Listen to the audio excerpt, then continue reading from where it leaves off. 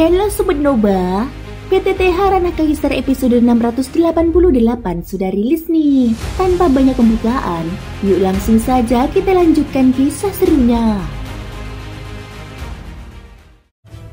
Di episode sebelumnya, perjalanan Xiaoyan bersama 4 rekannya berlanjut setelah mereka berpindah tempat melalui gerakan jiwa lubang void. Dalam perjalanan itu, Xiaoyan memulihkan kekuatan jiwanya yang terkuras.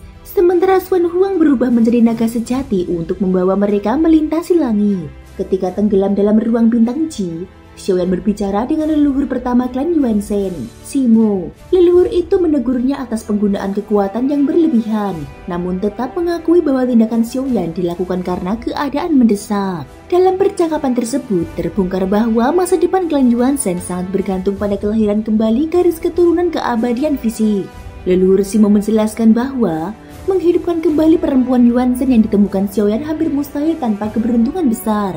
Untuk membangkitkan kembali kekuatan klan, diperlukan seseorang yang memiliki takdir besar sejak lahir.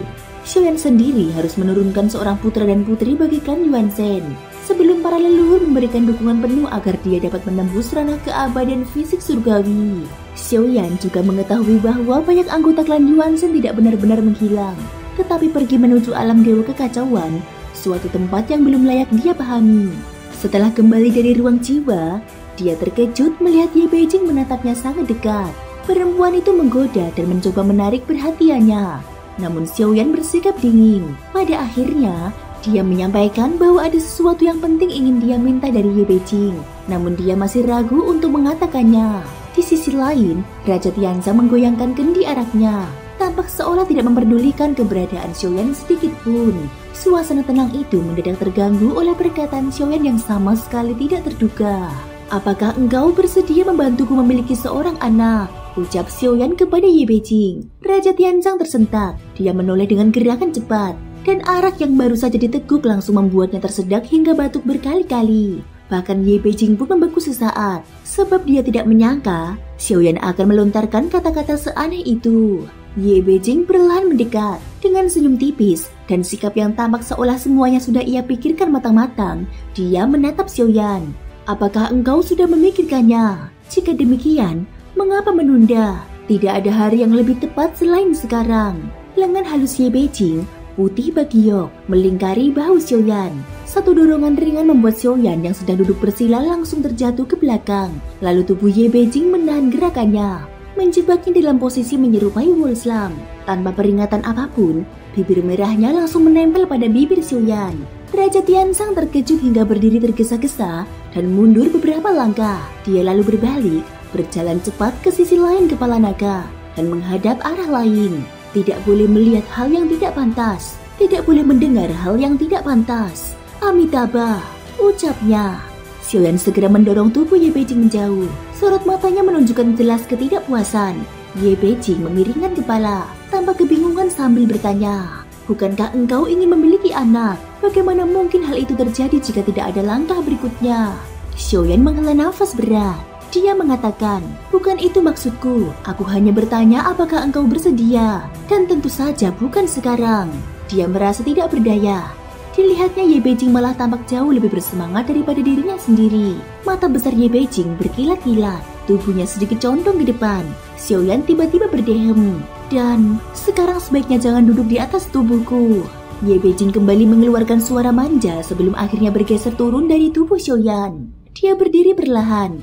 Xiaoyan pun bangkit dan kembali duduk bersila. Dia memandang jauh ke depan sebelum bicara lagi. Masalah ini sebenarnya panjang untuk dijelaskan. Mendengar itu, Ye Beijing tersenyum samar. "Tidak mengapa, selama engkau tidak terburu-buru, bagian manapun dari dirimu juga tidak harus terburu-buru." Ucapan itu membuat Xiaoyan terdiam. Dalam hatinya, dia merasa seperti seekor pejantan belalang yang hendak dimangsa oleh induknya. Tidak berdaya dan sepenuhnya menjadi sasaran. Ye Beijing kembali mengatakan, "Kali ini lebih serius. Jika kamu bersedia menjalani kultivasi ganda bersamaku, itu akan memberikan manfaat besar." Xiaoyan menoleh ke arahnya, lalu berkata terus terang, "Sejujurnya, klan Yuan Shen telah lenyap. Aku ingin membangkitkannya kembali, dan hal itu hanya dapat dilakukan melalui individu dengan keberuntungan agung.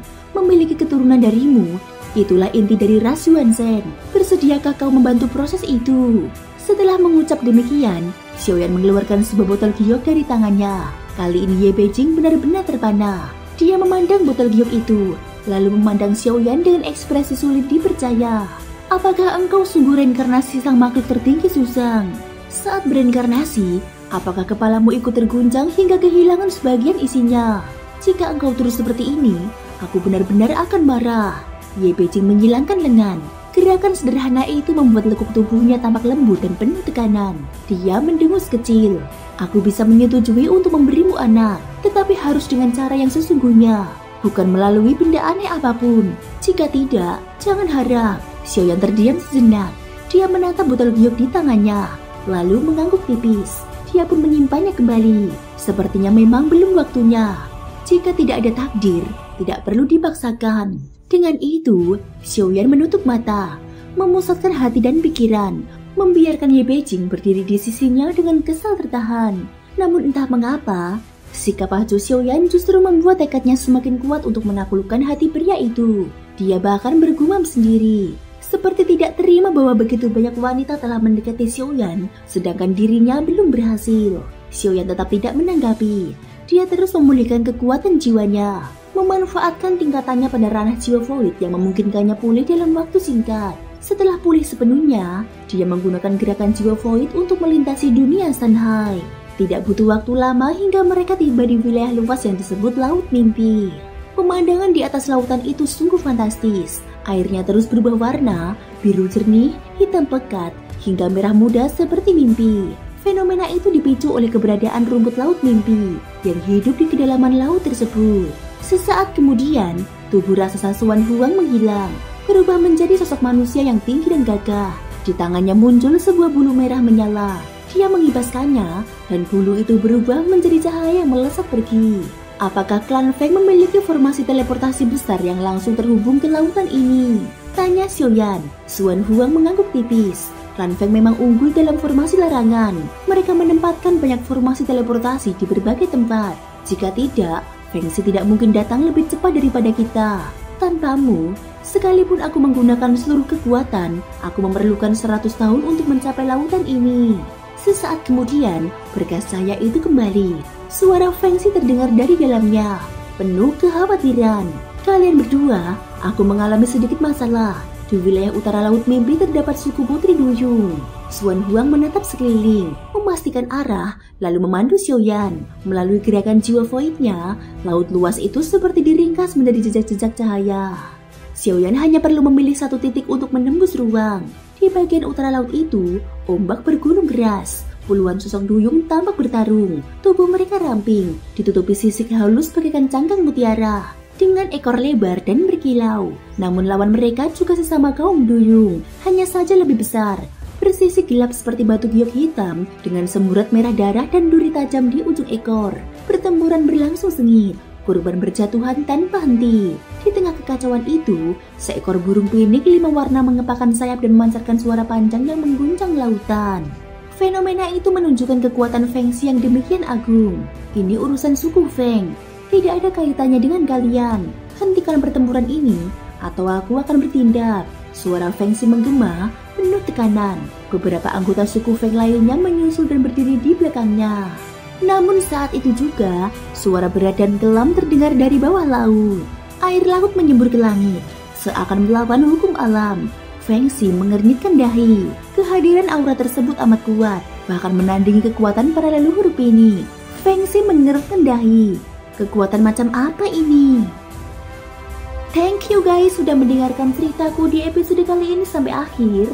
Ikutin terus kelanjutan episode berikutnya ya. Terima kasih buat kalian semua yang udah subscribe, like, dan komennya. Semoga hari kalian menyenangkan. Sampai jumpa dan